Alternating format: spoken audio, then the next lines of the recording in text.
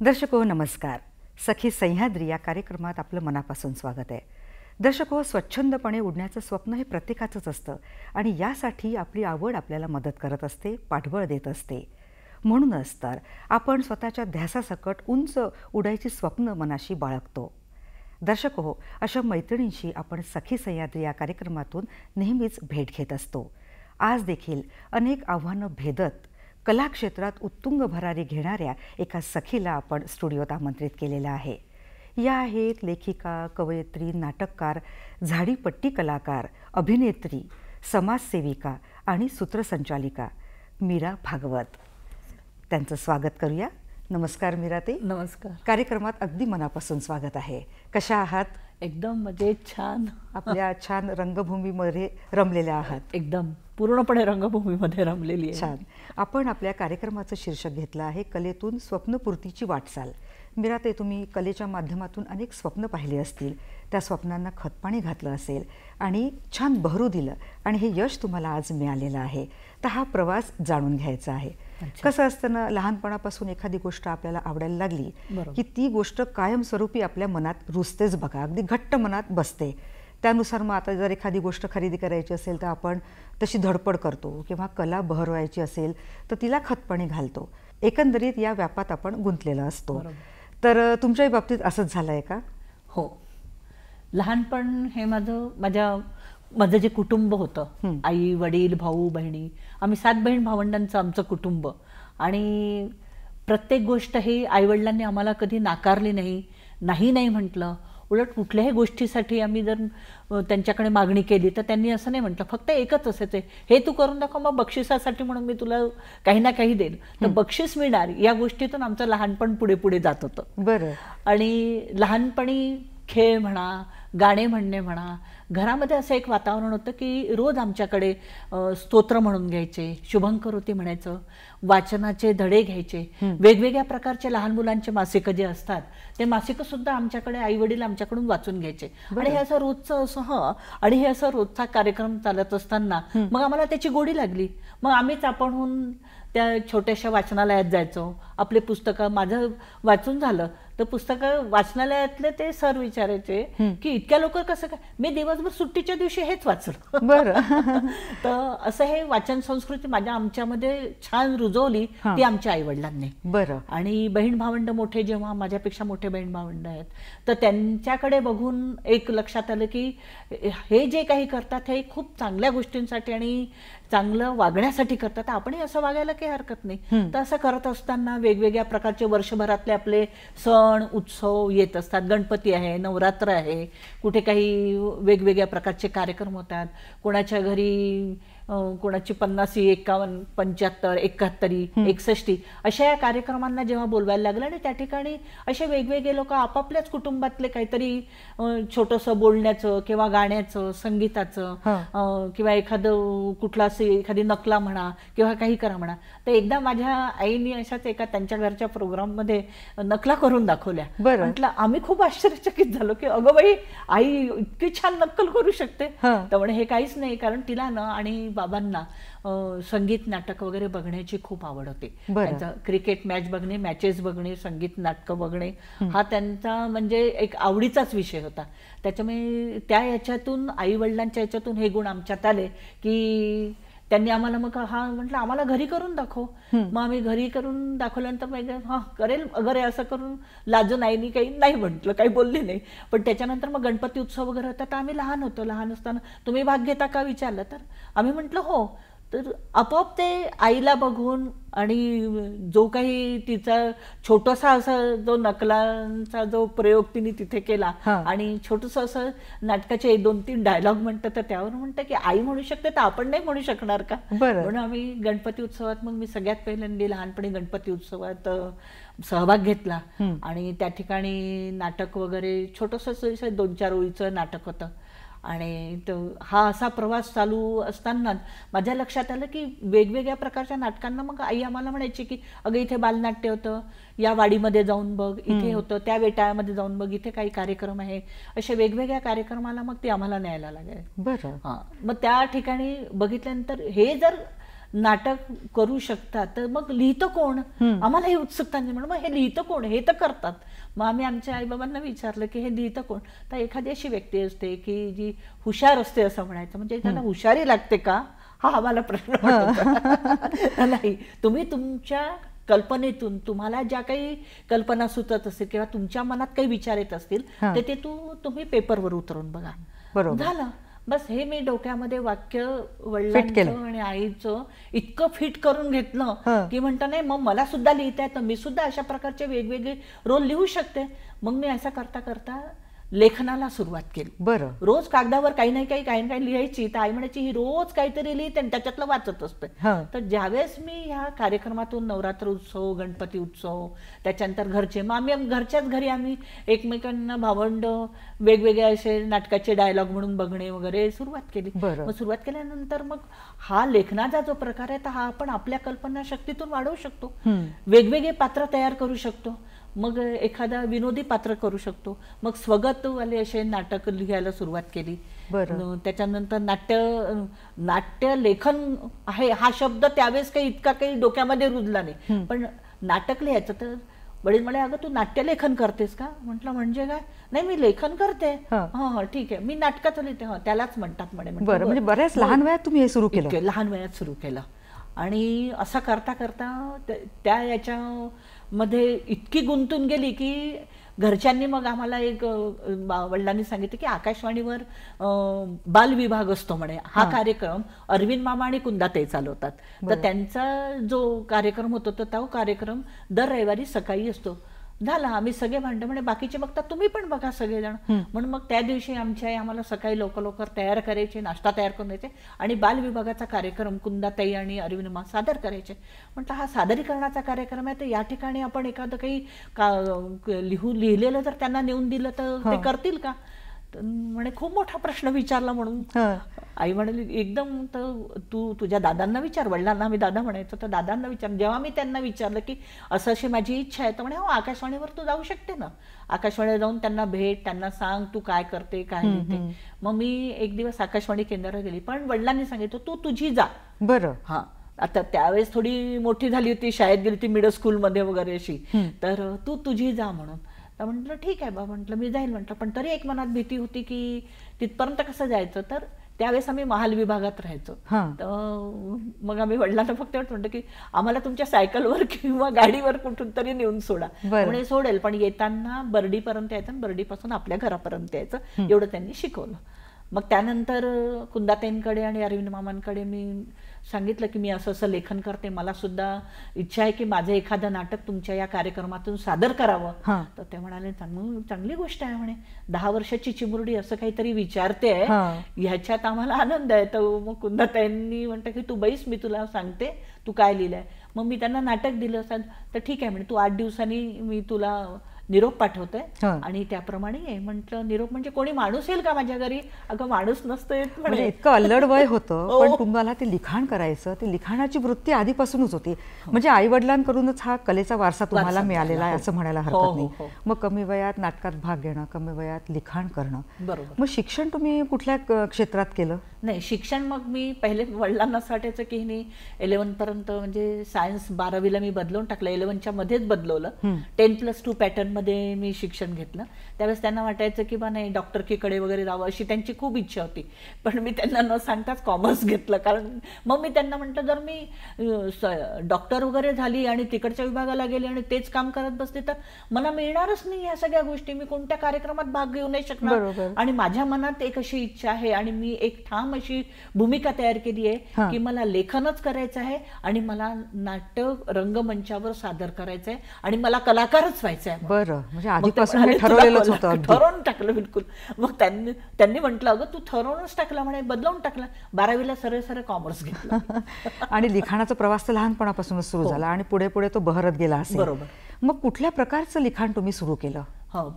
सगळ्यात पहिल्यांदा की लिखाण केलं ते घरातल्या कौटुंबिक पद्धतीमध्ये मुलं आणि मुली भावंड कसे असतात ते, बरं. भावंडांचे एक दुसऱ्यांशी भांडणं होतात, मग त्याच्यामध्ये वादावादी होते, मग कट्टीबट्टी होते, मग कट्टीबट्टी झाल्यानंतर मग काहीतरी कोणत्या तरी यांनी आईपर्यंत जातो. मग हा जो प्रवास आहे तर मग ह्याच्यामध्ये म्हणजे प्रमुख म्हणजे एक व्यक्ती प्रमुख असली पाहिजे, कुटुंब प्रमुख. त्या पूर्ण नाटकाच्या भोवती एक व्यक्ती मुख्य असली पाहिजे आणि तिच्या भोवती असलेले हे सगळे तिचे मुलं किंवा काही म्हणा हे जे पात्र तयार केले, ही पहिले कल्पना तयार आली माझ्या डोक्यामध्ये. बरं. हा, मग त्याप्रमाणे मग मी छोटे छोटे असे संवाद लिहायला सुरुवात केली.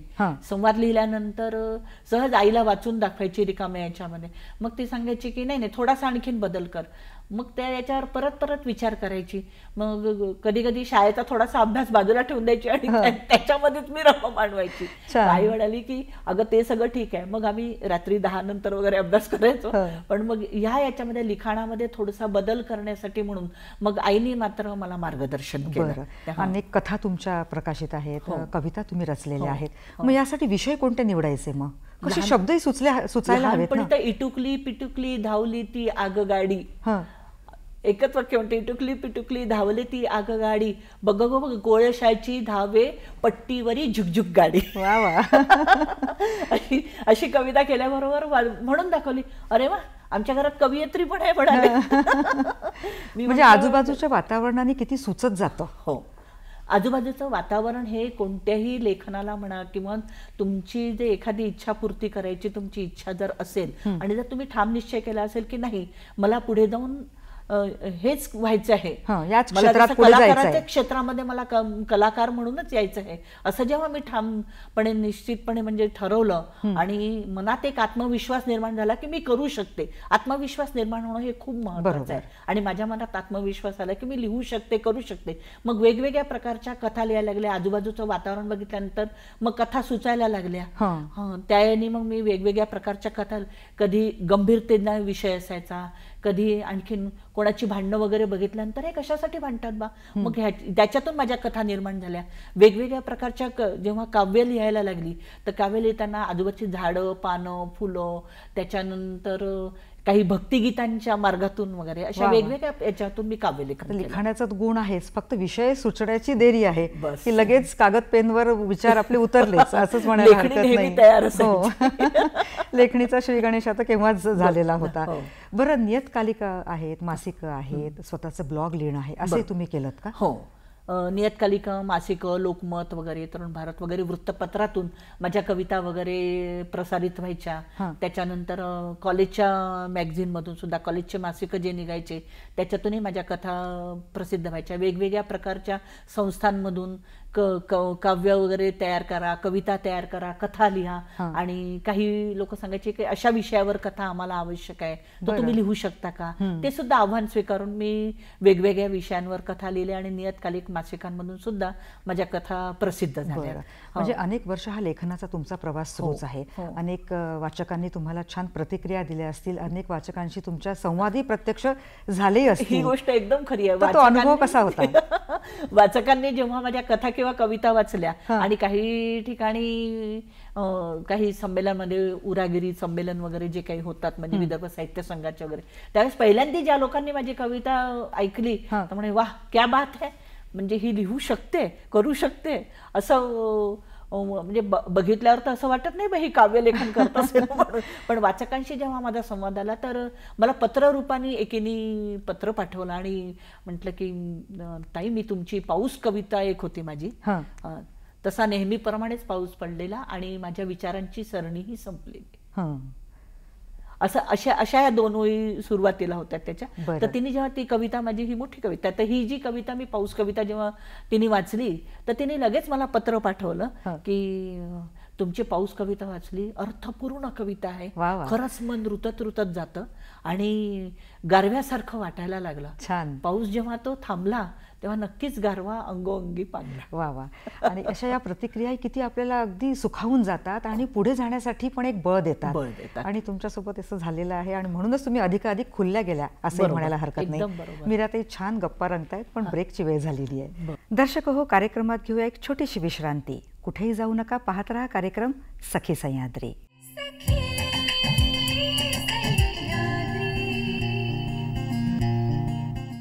दर्शक हो, या छोट्याशा विश्रांतीनंतर कार्यक्रमात पुन्हा एकदा मनापासून स्वागत. कलाप्रेमी मीराताईंशी आपण गप्पा मारत आहोत. मीराताई, ब्रेकवर जाण्याआधी आपला लेखन प्रवास आम्ही जाणून घेतलात आणि अगदीच लहानपणापासून तुमचा हा लेखनाचा प्रवास अगदी बहरत गेला.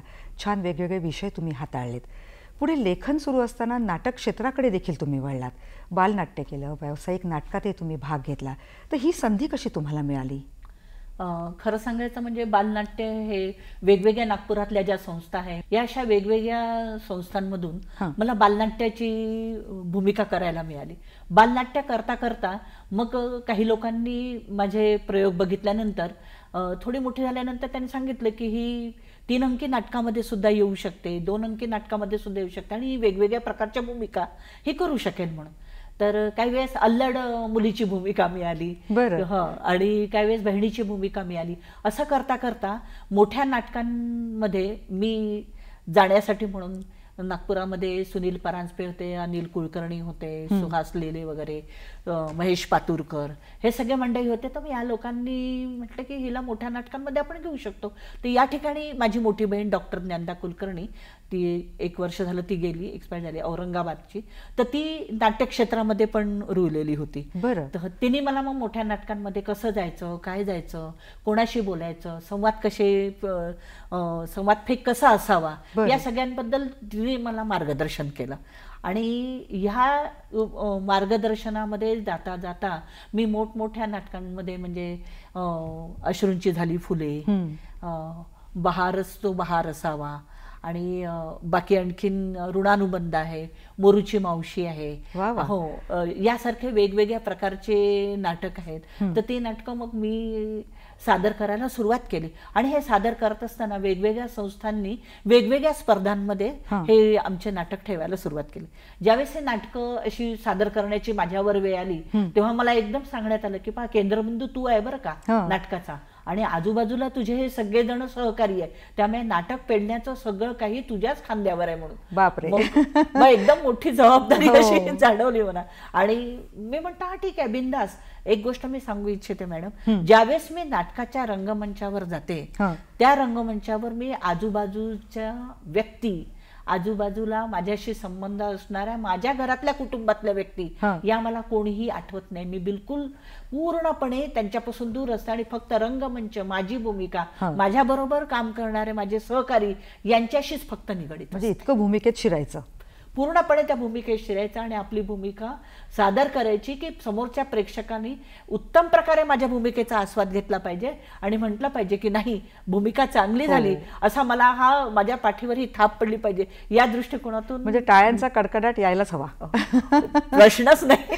बरोबर. आणि हीच एका कलाकारासाठी आणि या जिद्दीने जर काम केलं तर निश्चितच त्याचं फळ चांगलंच मिळालं. बालनाट्य, ते मोठे नाटक, हे ते वगैरे करत असताना मग वेगवेगळ्या आंतरशालेय, आंतर कॉलेज म्हणजे आंतर महाविद्यालयीन स्पर्धा वगैरे ज्या होत्या त्याच्यातही प्रावीण्य प्राप्त केलं. कोणत्याही याच्यात गेल्यानंतर पुरस्कार मिळालाच पाहिजे, मग तो परिसंवाद असो, वक्तृत्व स्पर्धा असो, काही असो. आणि नाटकामध्ये सुद्धा एक प्रकारचं वक्तृत्वच आहे. हो, मग काय.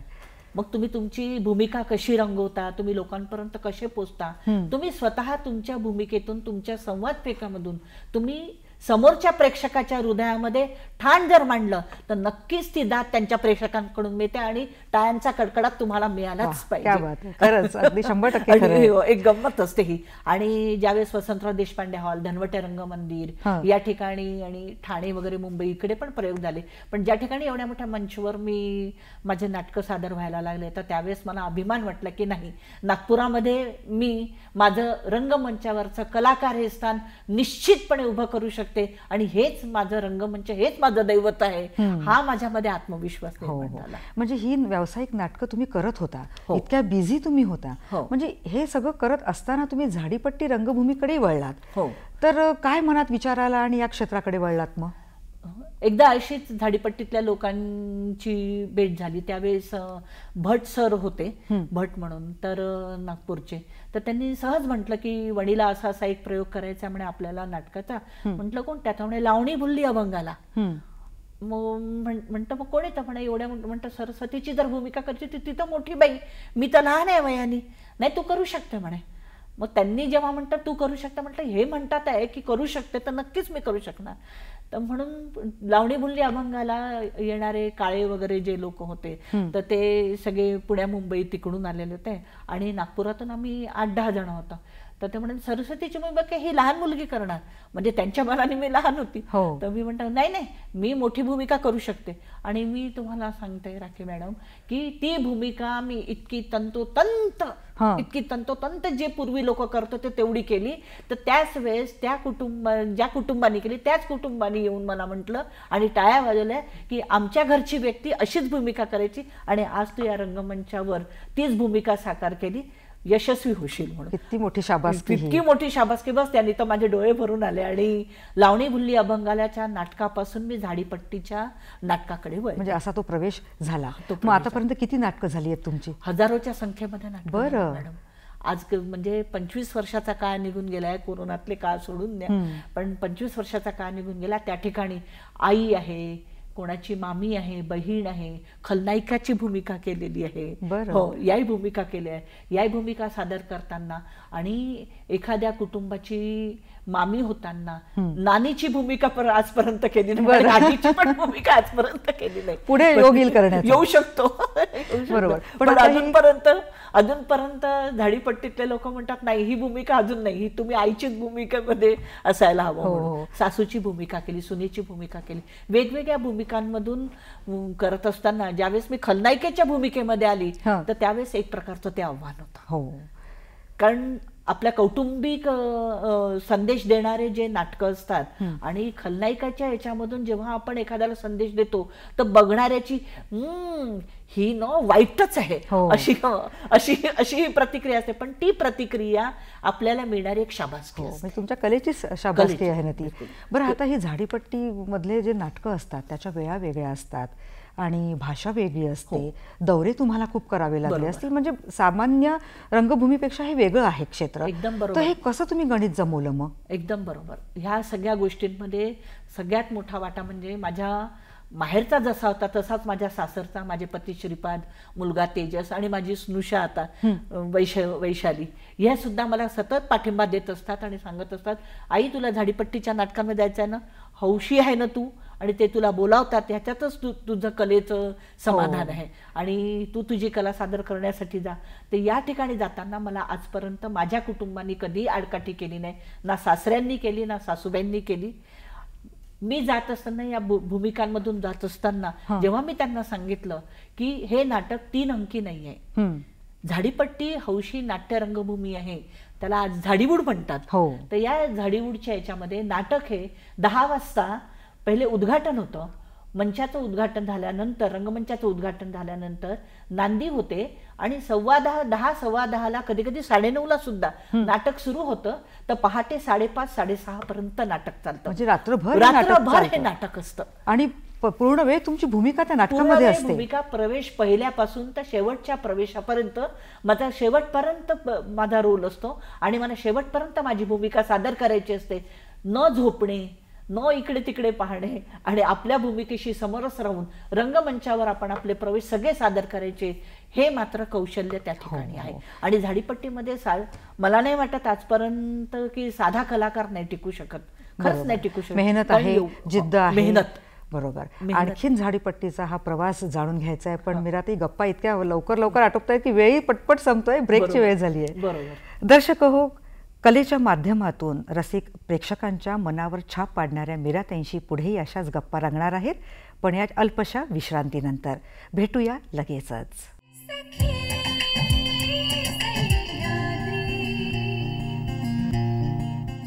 दर्शक हो, या छोट्याशा विश्रांतीनंतर कार्यक्रमात आपलं मनापासून स्वागत आहे. कलेतून स्वप्नपूर्तीची वाटचाल या शीर्षकाअंतर्गत कलाप्रेमी मीरा भागवत यांच्याशी आपण छान गप्पा करत आहोत. पुढेही गप्पांच्या ओघात महत्त्वपूर्ण मुद्दे, माहिती जाणून घेऊया. मीराताई, ब्रेकवर जाण्याआधी आपण झाडीपट्टी या रंगभूमीबद्दल बोलत होतात आणि हौशी रंगभूमी आहे असंही म्हटलं जातं आणि साधारण ऑक्टोबर ते फेब्रुवारीपर्यंत हा कालावधी असतो नाटकांचा. अनेक आर्थिक उलाढाल या काळामध्ये होत असते, इतकी ही गाजलेली रंगभूमी आहे आणि तुमच्यासारखे कलाकार 4 चांद लावून देतात याला. तर हा प्रवास सोपा नव्हता. आता तरी बऱ्याच सुविधा आलेल्या आहेत, रस्ते चांगले आहेत, गाड्यांची सोय आहे. पूर्वीचा काळ कसा होता मग मीराताई? पूर्वीचा काय सांगायला गेला तर सायकलवर डबल सीट सुद्धा जायचे नाटकाच्या प्रयोगाला. आणि कारण त्यावेळेस सायकल रिक्षापर्यंत कुठपर्यंत जाणार, उमरेड पर्यंत, उमरेडच्या रोड पर्यंत आम्ही सगळेजण एकमेकांच्या सायकलवर, कोणाची म्हणजे आता स्कूटी सारखी तेव्हा विकी म्हणून गाडी होती, लुना जशी असते तशी विकी गाडी होती. विकी गाडीवर टिबल सीट, बारीक व्हा सगळेजण, जाड होऊ नका, प्रत्येक वेळेस आम्हाला सल्ला द्यायचे कारण टिबल सीट जाताना. आणि नाट्यप्रयोगाला पोचायचं, खाच खळगे मातीचे रोड होते. आणि त्यावेळेस काही इतकी सुविधा नव्हती, बसेसची खूप सुविधा नव्हती. कधीतरी उमरेडपर्यंत जाणारी गाडी होती, गडचिरोलीपर्यंत जाणारे जे दौरे होते आरमोरी पासून वगैरे, तर थोडीशी सगळ्यांना भीती वाटायची कारण झाडीपट्टी एरिया आहे पूर्ण, तो जंगलाचा एरिया आहे. पण त्या तिथपर्यंत एखाद दोन बसेसची पण एवढी काही सुविधा नव्हती. कुठल्या तरी बसेस यायच्या आणि त्या बसेसनी जायचं. म्हणजे वेळेचं किती गणित आखावं लागायचं. आणि परत वेळेची आम्हाला एक लेव्हल टाकली होती की या वेळेपर्यंत तुम्ही पोचायलाच हवं. आणि आपल्या नागपुरातले बरेच कलाकार आहे, देवेंद्र दोडके आहे, नरेश गडेकर वगैरे, हे सुद्धा सायकलवर वगैरे प्रवास करून त्या ठिकाणी. मग आतापर्यंत कुठल्या गावात तुम्ही हे प्रयोग केलेत? हे प्रयोग आता वडसा देसाईगंजमध्ये केले, त्याच्यानंतर धानोरा विभागात केले, भामरागडला केले, गडचिरोलीमध्ये केले, सालेकसा, ठाणा, त्याच्यानंतर गोंदिया, भंडारा, हे तर सगळे विभाग पूर्ण पिंजून काढल्यासारखे, मोहाडी तालुका वगैरे पूर्ण, आणि कर्डी वगैरे विभाग आहे. या सगळ्या विभागांमध्ये खापा असो, तुमसर असो, म्हणजे हे सगळे विभाग मला वाटतं आतापर्यंत डोळ्याखालून आणि नजरेखालून मी कधीही झाडीपट्टी न बघितलेली आणि त्याच्यातले हे गावं न बघितलेली अशी व्यक्ती होती. तर पूर्ण असा मी पालथा घातला आहे झाडीपट्टीचा विभाग, असं मला नक्कीच सांगावं वाटतं. रेंगेपार वगैरे गेल्यानंतर काही जास्त गावांचं वगैरे असे घरांचं गाव वगैरे असं नाहीये, परंतु जर आपल्या गावामध्ये झाडीपट्टीमध्ये नाटक आहे तर दुरून लोक झाडीपट्टीच्या विभागामध्ये नाटक बघायला येतो. अहो तुम्हाला सांगते, साधे आपले 200-400-500 लोक नसतात, 1000, 1500, 2000, 5000 एवढी सुद्धा संख्या असते. बरं, म्हणजे इतके हौशी आहेत ते लोक. आणि मुख्य म्हणजे या नाटकातून समाज प्रबोधनाचे विषय तुम्ही हाताळता. कौटुंबिक विषयावर असलेले झाडीपट्टीतले नाटकं हे नक्कीच प्रबोधनयुक्त आहेत आणि सर्वांनी खरोखरच एकदा झाडीपट्टी ते नाटकं जाऊन बघावे, रात्रभर जागून बघावं. आणि प्रकार काय असतो, लोककला कशी सादर केल्या जाते, त्याच्यात लोककला सुद्धा सादर होते आमच्या याच्यामध्ये, ती सुद्धा सादर होते. आणि हा रंगमंच इतका सुंदर आहे की आपलंसं करून टाकतो. ज्याला खरंच कलेची आवड आहे ना, त्याने नक्की नाटकाकडे वळावं, हे तर मी नक्की सांगू इच्छिते. आणि रात्रभर नाटक चालतं, विविध भूमिका, विविध गेटअप मध्ये संवाद आठवणं, आणि वेळीच कुठलं संकट येईल काही सांगता येत नाही. आणि रसिक प्रेक्षक बसलेले असतात, त्यांच्या चेहऱ्यावरचे भाव टिपणं, तसं प्रतिसाद देणं म्हणजे अवघड आहे. या सगळ्या भूमिकांमध्ये रसिक प्रेक्षक समोर बसले असतात. म्हणजे आमच्या भूमिका अशा असतात की ते जेव्हा आम्ही सादर केलेली कलाकृती जेव्हा बघतात त्यावेळेस ते रडून देतात. रडताना म्हणजे आम्ही बघतो तर तेव्हा आपल्या स्वतःच्या डोळ्यात तर स्वतःचे अश्रू असतातच, कारण आम्ही समरस होऊन जातो त्याला. आणि मला कुठल्याही प्रकारचं नाही, मी त्या भूमिकेत समरस होऊनच भूमिका करते. कुठल्याही प्रकारची गोष्ट घेऊन रडू येण्यासाठी म्हणून डोळ्याला काहीतरी, हा प्रकार कधीच नसतो. एवढे सगळे कलाकार मात्र आहे झाडीपट्टीचे वाखाणण्यासारखे की समरस होऊन भूमिका करतात, टाळ्या पडतात टाळ्यांच्या गजरामध्ये. आणि एखादी खलनायकाची भूमिका किंवा खडूस मामीची भूमिका अशी वगैरे असली आणि खडूस सासूची भूमिका असली की हिला पहिले आतमध्ये पाठव रे, ही खूपच जास्त करून दिली, याला मारपुटी करते का रे, असं वगैरे अशा शब्दांमध्ये ज्यावेळेस तो एखादा प्रेक्षक त्या तिथून बोलतो तर तेव्हा म्हणजे एवढंच एक हसं नाही, पण म्हणजे ही एक आपल्याला पावती मिळाली, हिला झोडपून काढ चांगलं, हे घसून मार तिला. म्हणजे किती प्रसंगाला तुम्हाला सांभाळावं लागतं आणि असं बोलताना सांभाळ. खरंच म्हणजे हे तिथे धाडसही लागतं, कौतुकही लागतं. आणि तुम्ही इतक्या छान पद्धतीने तुम्ही झाडीपट्टीबद्दल सांगता आहात, तर एखादं अभिनय रूपात एक झलक प्रेक्षकांसमोर सादर करा ना, त्यांनाही आवडेल. हो, त्यांनाही आवडेल म्हणा. कौटुंबिक नाटकातलीच आहे. पती, पत्नी आणि मुलगा शेतावर जात नाही वगैरे असं, अशी तो एक बॅकग्राऊंड आहे त्याच्याने. अरे बापड्या, तुला सांगितलं नाही का रे, केव्हापासून तुझा बाप त्या शेतामध्ये नांगरून अरे पिकाला आलेला आहे आणि तू बापा पिचकाऱ्या मारत इथेच बसलास का रे. अरे पिचकाऱ्या मारणं बंद करणं, अरे कधी रे सुधारशील रे बाबा, आणि कधी काय सांगू रे, किती कष्ट घेतले रे तुझ्या बापाने. अरे माझ्या कपाळाचं कुंकू, अरे माझ्या माझ्या कपाळाचं कुंकू, माझं सौभाग्य टिकण्यासाठी म्हणून तुला तुझ्या बापानं एवढं शाळेत पाठवलं, तुला एवढा मोठा केलं, आणि बापाच्या एवढ्या शेताच्या कामासाठी सुद्धा तू 2 हात लावू शकत नाही. अशा वेगवेगळ्या. खूप छान मीराताई. म्हणजे क्षणात त्या भूमिकेत रडायचं, लगेच पुन्हा नॉर्मल होऊन हसायचं, आणि रंगमंच तुम्ही तुमच्या अभिनयाच्या जोरावर गाजवला असंही म्हणायला हरकत नाही. आणि कुठल्याच्या व्यक्तिमत्व विकासासाठी रंगभूमी हे एक छान व्यासपीठ आहे, आणि रंगभूमीचाही एक सिंहाचा वाटाही आहे असंही म्हणायला हरकत नाही. आणि झाडीपट्टीची ही जी रंगभूमी आहे तुमच्यासारख्या कलाकारांनी जिवंत ठेवली असंही म्हणायला हरकत नाही. खूप छान कौतुक तुमचं. मीराताई, तुमच्या ह्या नाटकाचा प्रवास सुरू होता, अतिशय बिझी होता, पण अशा शेड्यूलमध्ये तुम्ही चित्रपटाकडे देखील वळलात, तर ही संधी कशी तुम्हाला मिळाली? झाडीपट्टीत काम करत असताना चित्रपटाकडे कशी वळली? खूप सुंदर प्रश्न विचारला तुम्ही. माझ्याबरोबरच अपोजिट भूमिका करणारे देवेंद्र दोडके होते. त्यांना चित्रपटाच्या डिरेक्टरनी वगैरे फोन केला आणि सांगितलं की बा मला अशी गरज आहे म्हणून. तर म्हणजे तुम्हाला कुठेही जायचं काम नाही आहे, माझ्याबरोबरच माझ्या अपोजिट काम करणाऱ्या मीराताई भागवत आहेत, तर त्यांना मी मीरा भागवतांना घेऊन येतो. आणि त्या नक्कीच, पण मला ही काहीच कल्पना नव्हती. जेव्हा मी बसमधून प्रवास करून आम्ही चित्रपटाच्या भूमिकेसाठी नागपूरला आलो, तर त्यावेळेस त्यांनी मला सांगितलं की काही नाही, ही बॅग घेऊन असंच आपल्याला तिथे चित्रपटाच्या शूटिंगसाठी जायचं आहे म्हणून. बरं, मग कोणकोणते चित्रपट केलेत?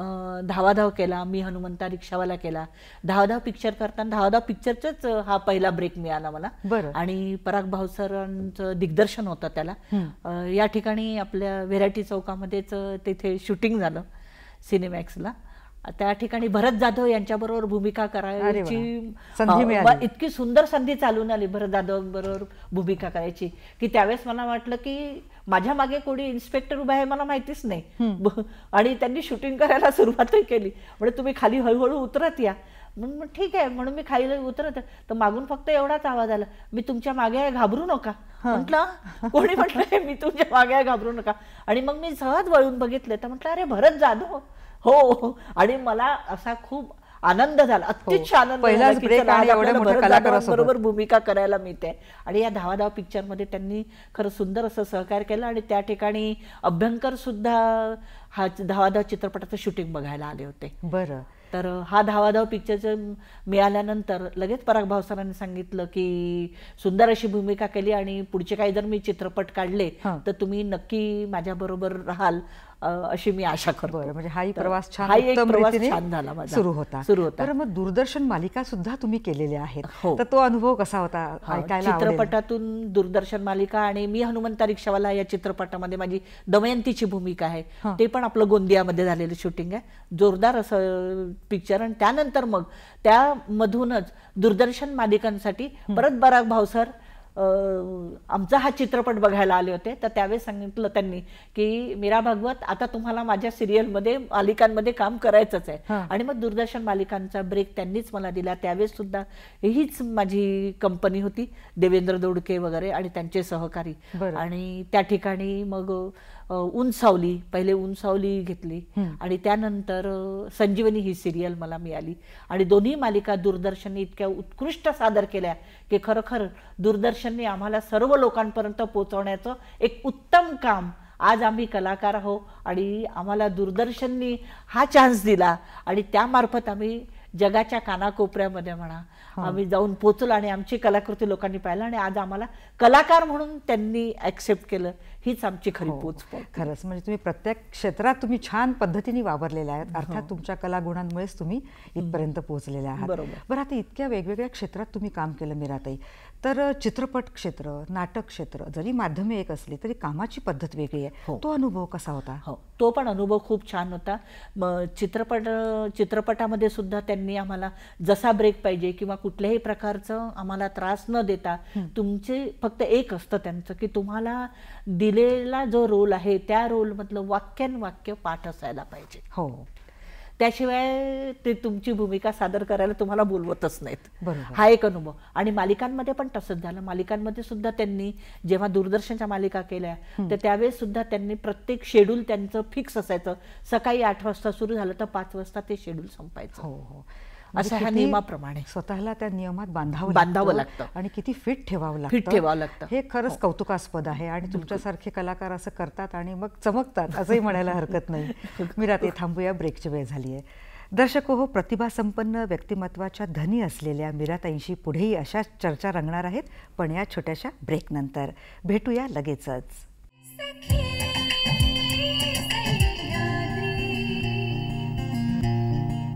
दर्शको, या छोट्याशा विश्रांतीनंतर सखी सह्याद्री या कार्यक्रमात पुन्हा एकदा मनापासून स्वागत. कलाप्रेमी मीराताईंशी आपण गप्पा मारत आहोत. पुढे या गप्पा आता अधिक रंगणार आहेत.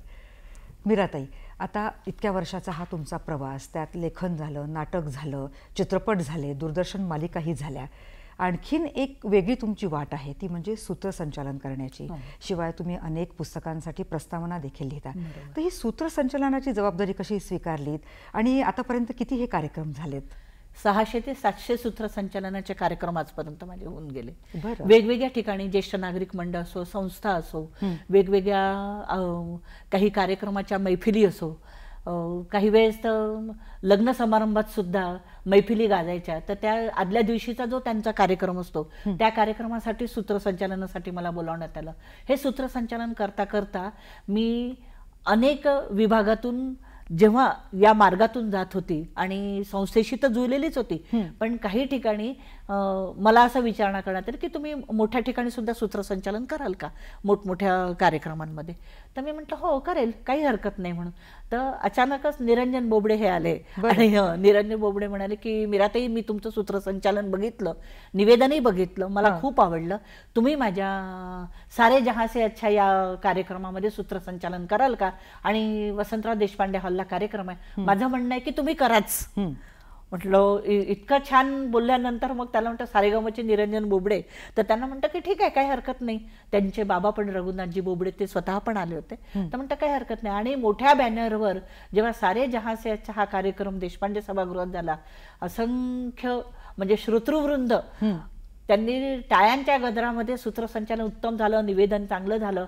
आणि हितवाद, बाकीचे जे वर्तमानपत्र आहे, तरुण भारत, लोकमत, या ठिकाणी ज्यावेळेस मी बोललेल्या वाक्यांची, मी बोललेल्या शब्दांची, मी दिलेल्या उपमांची आणि केलेल्या सूत्रसंचालनाची ज्यावेळेस त्याच्यामध्ये वाच्यता करण्यात आली आणि लिखाणामध्ये आलं की यांचं सूत्रसंचालन खूप सुंदर होतं, त्यावेळेस मी भरून पावली की माझं सूत्रसंचालन नक्कीच चांगलं. आणि वाट अवघड आहे, अभ्यास करावा लागतो आपल्याला. कुठल्या कार्यक्रमाचं जर सूत्रसंचालन करायचं असेल तर शब्दसाठा तेवढा लागतो. बरोबर. तर याला वेळ काढणं गरजेचं, त्याला वेळ काढणं खूप गरजेचं आहे. कधी कधी तर वेळेवर दिलेलं होतं, उद्या कार्यक्रम आहे, उद्या सूत्रसंचालन करायचं, आज तुम्हाला ही लिस्ट आहे, संगीताची लिस्ट असल्यानंतर ते संगीत, त्याचा ताल काय, कोणत्या रागामध्ये घेतलेलं आहे गाणं, ह्या सगळ्या प्रकारची मात्र आपल्याला नेहमी या विषयाची खोलवर माहिती असायला पाहिजे. आणि आपण ती नक्कीच कोणत्याही सूत्रसंचालकाने हे मात्र लक्षात ठेवायला पाहिजे, सूत्रसंचालन करताना या बाबीची नोंद आपल्या मनामध्ये रुजवायला हव्या. हो, म्हणजे प्रत्येक क्षेत्रात उतरल्या आणि ते क्षेत्र तुम्ही गाजवलं. बरोबर. तर आता ही वाट अवघड होती,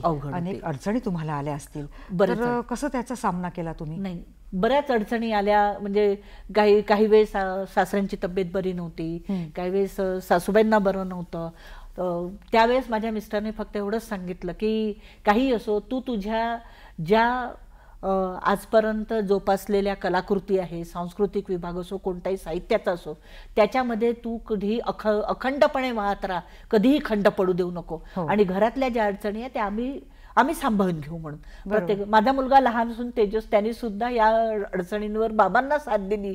त्यावेळेस मला माझं कौतुक वाटलं की कारण घर सोडून दौरे करावं लागायचे. दौरे करताना मी म्हणजे अपडाऊन करायची, नाटकावर जायची, सकाळी उठून 6 वाजता नाटकावरून परत नागपुरात परत यायची, 8:30-9 वाजता नागपुरातून परत येत नाही तर घरातलं करायची, 12:30 होत नाही तर परत बसमध्ये बसायची आणि परत नाटकाच्या प्रवासाला जायची. पण वाटतं ओढाताण होऊ शकते, पण ती तुम्ही ओढाताण तुमच्या कुटुंबाला न जाणवू देता तुम्ही स्वतः जर ती ओढाताण माझी स्वतःची आहे आणि मी पण याच्यामध्ये राजी खुशीने राहू शकते, असा जर समज तुम्ही स्वतःच्या मनात करून घेतला तर नक्कीच तुम्ही यशस्वीतेकडे जाऊ शकता. म्हणजे वाट अवघड असते, पण ती सोपी करणं ते आपल्या हातामध्ये. त्यामुळे आता इतके 28 वर्ष झाले तुम्ही या रंगभूमीवर आहात, या कलाक्षेत्रात आहात. 2-3 वर्ष कोरोना काळात गेले. आणि ग्रामीण भागात जाऊन तुम्ही काम केलं, शहरी भागातील लोकांसमोर तुम्ही सादर केलेलं आहे. तर मग त्या अनुषंगाने कालची स्त्री म्हणजे आधीची स्त्री आणि आजची स्त्री किती विचार स्वातंत्र्यामध्ये ती बहरलेली आहे, किती पुढारलेली आहे? आजची स्त्री खूप पुढारलेली आहे, कारण तिला पुष्कळ प्रकारचे माध्यमातून तिला स्वतःसाठी जी काही सुविधा उपयुक्त किंवा ज्या काही फॅसिलिटीज आपण ज्या म्हणतो त्या तिला प्राप्त होऊ शकतात. पण पूर्वीच्या स्त्रीला या प्रकारची कुठलीही सुविधा नव्हती. महत्वाचं म्हणजे ते घरातून बाहेरच पडू शकत नव्हती. हो, कुठेही भाग घेतल्यानंतर आजूबाजूचे लोक हळूच दाराचे कोणे कोणे असे हे हलवायचे, दरवाजा बारीक याच्यात बघायचं, ती बघ ती निघाली, ती बघ कुठेतरी चालली, ती रोज नाही यावेळेस जाते. अरे पण ती कुठे जाते? पण ती भाग घेऊन दिली आहे, ती काही वेड्यावाकड्या लाईनकडे जात नाहीये. एखाद्या नाटकामधून जर एखाद्या घरातली चांगली व्यक्ती, स्त्रीच व्यक्ती जर एखाद्या नाटकांमधून जर पुढे येत असेल तर लोक बोटं दाखवायचे, नावं ठेवायचे. पण या सगळ्या गोष्टींवर मात करण्यासाठी ज्यावेळेस म्हणजे आपण पुढे जाण्यासाठी म्हणतो स्त्रीनी पाऊल उंबरठ्याच्या बाहेर टाकलं, तर त्यावेळेस स्त्री ती खरी स्त्री म्हणून अभिमानाने सांगू शकते. पाठ दाखवून नाही तर स्वतःचे पाठ न दाखवता स्वतःचं मुख दाखवून म्हणू शकते की मी या मुखाने सांगू शकते की मी माझा परिवार, माझं कुटुंब माझ्या स्वतःच्या भरोशावर सांभाळू शकते म्हणून. आणि आजच्या स्त्रीला सगळ्या प्रकारचे प्रसारण माध्यम असो, प्रसाधने असो, सगळ्या प्रकारच्या सुविधा उपलब्ध आहे. ती जाण्यासाठी तिला गाडी आहे, कुठे जाण्यासाठी वाहन, प्रत्येक प्रकारचं वाहन तिला मिळू शकतं. आणि आज घरातली मंडळी सुद्धा वेगवेगळ्या क्षेत्रामध्ये स्त्रियांना, मुलींना भाग घेण्यासाठी नेहमी म्हणतात की तुम आगे रहो, हम तुम्हारे साथ. बरोबर. आणि मुख्य म्हणजे तिच्यातला आत्मविश्वास वाढला आहे आणि समाजही बऱ्याच प्रकारे आता मदतही करायला लागलेला आहे, हे वाखाणण्यासारखं आहे. म्हणून आजची स्त्री इतकी पुढे गेलेली आहे. बरं, आता तुम्ही इतक्या वर्ष झाले या क्षेत्रात आहात, स्वतः अभिनयात मुरलेले आहात, तर मग इतरांनाही अभिनयाचे धडे देता का? हो, जरूर, बिलकुल, याच्यात वादच नाहीये. अनेक मुली माझ्याकडे येतात किंवा आपल्या वयाच्या पण मिडल एजच्या सुद्धा स्त्रिया येतात. कुठे नाटक बसवायचं असेल, काही असेल किंवा सहभाग घेण्यासाठी म्हणून विचारणा करण्यात येतात की तुम्ही बाहेर तर करता, बाहेर तुमचं तर क्षेत्र आहेच, पण ह्या कलाक्षेत्रामध्ये आम्हाला जर यायचं असेल तर आम्ही काय करावं? तर सगळ्यात पहिल्यांदा मी त्यांना एकच सांगू इच्छिते की वाचन संस्कृती असली पाहिजे. बरोबर. वाचन संस्कृती जर तुम्ही वाढवली, कारण तुमचे शब्द, उच्चार, तुम्ही जे वाचता ते तुम्ही बोलून बघा, वाचलेलं सांगून बघा किंवा दुसऱ्यापाशी संवाद साधा, आणि या संवादामधूनच एक कलाकार घडत असतो. खरंच. कारण कुठला एखादा शब्द चुकला तर ती समोरची व्यक्ती सांगते आपल्याला, अरे हे असं म्हणायचं नाही आहे, याच्यामध्ये तुझी चूक होते. आणि ती चूक तुम्ही बिलकुल साधारणपणे आणि मनापासून स्वीकारा.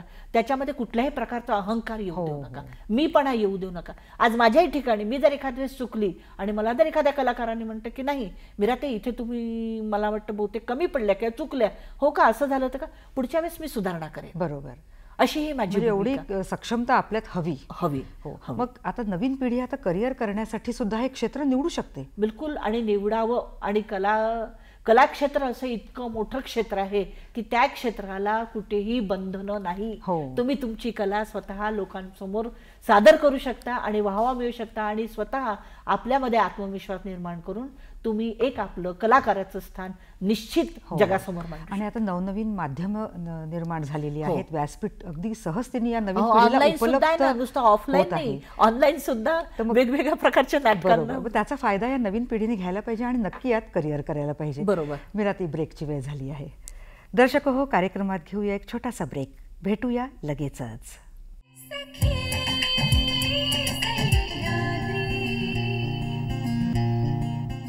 दर्शक हो, या छोट्याशा ब्रेकनंतर कार्यक्रमात पुन्हा एकदा आपलं स्वागत आहे. कलाप्रेमी मीराताईंशी जाता जाता महत्त्वपूर्ण मुद्द्यांवर बोलूया. मीराताई, इतका हा मोठा प्रवास आहे, अवघड होती ही वाट आणि तुम्ही लीलया या सगळ्या भूमिका पार पाडल्यात आणि रमल्यासुद्धा तुम्ही छान या क्षेत्रामध्ये. पण कधी कधी असं असतं ना, मागे वळून बघताना सहज एक मनात विचार डोकावतो की अरे ही गोष्ट आपली करायची राहून गेली, किंवा अरे ही भूमिका आपल्याला जर मिळाली असती तर आपण 4 चांद लावले असते. तर अशी काही खंत आहे का?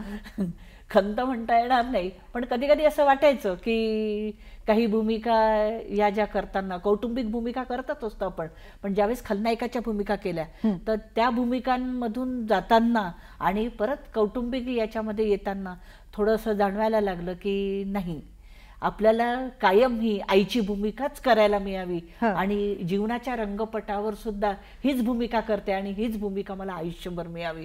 फक्त ही एवढीच एक खंत आहे की माझ्याबरोबर असणार नेहमी नातं हे मुली, जावई आणि कौटुंबिक असावं, एवढीच माझी इच्छा आहे. बाकी अशी काही खंत राहिली नाहीये, कारण अनेक भूमिका झाल्या. जी स्वप्न पाहिली होती ती स्वप्न पाहिली होती ती माझी पूर्ण झाली, हे तर मी निश्चित सांगते. वयाच्या एवढ्या लहान वयापासून तर आजपर्यंत एवढ्या भूमिका केल्या, त्या भूमिकांमध्ये जीवन रंगपटावर हीच भूमिका माझी आहे आणि आवडीची आहे. बरोबर. आता तुमच्यातील हा कलाकार घडवण्यात समाजाचा वाटा होता का, काय सांगाल? हो, समाजाचा वाटा होता, कारण समाजाने मला कधीही मागे ओढलं नाही किंवा कधीही असं म्हणतं नाही की तू या कलाक्षेत्रामध्ये जाऊ नको, तू लेखनामध्ये जाऊ नको, तू साहित्यात जाऊ नको, तू कुठल्याही पुस्तकांना प्रस्तावना देते ते हे बरोबर नाही आहे वगैरे, असं काही नाही. उलट उचलून धरलं. आणि कलाक्षेत्रामध्ये जेव्हा माझे चित्रपट, मालिका हे सगळं बघितलं, त्यावेळेस सगळ्यांनी सांगितलं की नाही, रंगमंचावरची तू गुणी कलाकार आहे आणि या गुणी कलाकारांनी नेहमीच पुढे जावं आणि आमचे सगळ्यांचे आशीर्वाद तुझ्या बरोबर आहे. वा वा वा, छान. असा हा समाजाचा, आजूबाजूचा आपला जो समाज असतो त्या समाजाने प्रत्येक वेळेस मला उचलून धरलं. आणि झाडीपट्टीमध्ये कुठल्या गावांमध्ये गेल्यानंतर आजही म्हणतात, तू तीच न, तीच मीराताई न, आपलीशी वाटणारी मीराताई, म्हणजे तू तीच न, तीच मीराताई न आली आमच्या गावाला. हो, अशा बोलक्या प्रतिक्रिया किती सुखावून जातात ना. बिलकुल. आणि त्यासोबत मग अनेक पुरस्कार मिळतात, मग तर खूपच छान वाटतं. तर आजपर्यंत तुम्हाला कुठकुठले पुरस्कार मिळालेत? भरपूर मिळाले. विदर्भ आर्टिस्ट असोसिएशन तर्फे चित्रपट मालिकांमधून कामं केले म्हणून तो पुरस्कार मिळाला. त्यानंतर काव्य, लेखन, भावस्पर्शी, लक्षवेधी प्रथम, द्वितीय, तृतीय क्रमांक मिळाले. त्यानंतर काव्यामध्ये मिळाले. वेगवेगळ्या पुस्तकांच्या प्रस्तावना दिल्यानंतर काही प्रस्तावना वाचल्यानंतर त्या पुस्तकांना त्यांचे पुरस्कार मिळाल्यानंतर त्यांनी आवर्जून सांगितलं की ही प्रस्तावना मीरा भागवत यांच्याकडून आम्हाला मिळाली, म्हणून हा आम्हाला पुरस्कार प्राप्त झाला. त्यांचं काव्यलेखनही छान होतं.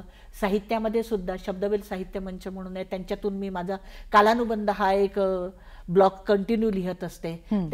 त्यांचे वेगवेगळे प्रोग्राम होतात, त्या प्रोग्राममध्ये सुद्धा मी वेगवेगळ्या याच्यामध्ये भाग घेते. तर नक्कीच तिथे मी पुरस्कृत आहे आणि मला त्यांचा पुरस्कार मिळाला.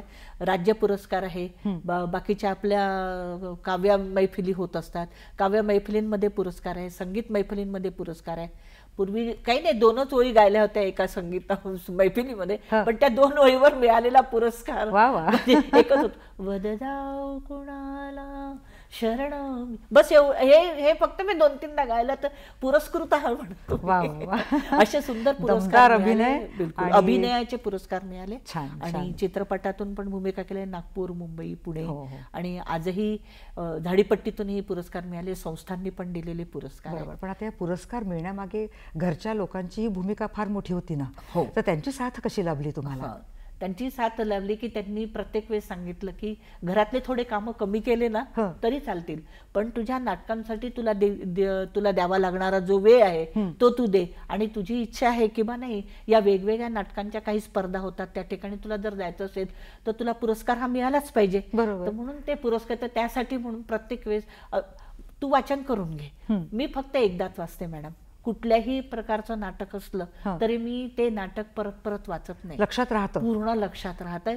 ही त्या नटराजाची मला मिळाली आणि त्याला मी हात जोडून वंदन करते की असेच मला नेहमी जन्मजन्मी अशीच तू साथ द्यावी आणि जन्मजन्मी मी कलाकारच राहावा.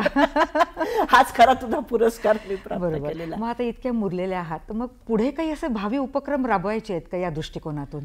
हो, सामाजिक दृष्टिकोनातून आता पुण्यामध्ये आणि बाकी ठिकाणी सगळ्या असा स्त्री पात्र असलेला एक असा नाट्यप्रयोग करायचा आहे की जे प्रयोग आपण वेगवेगळ्या ठिकाणी करू शकतो आणि त्याच्यातून आपण स्त्रियांना पुढे आणू शकतो.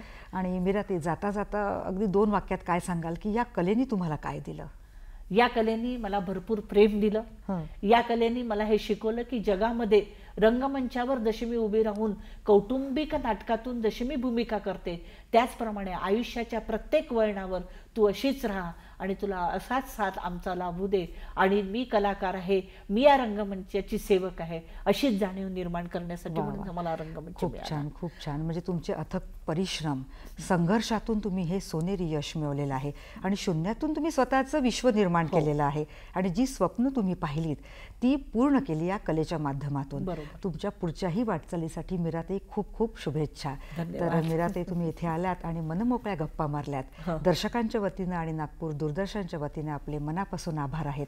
धन्यवाद. नमस्कार. नमस्कार.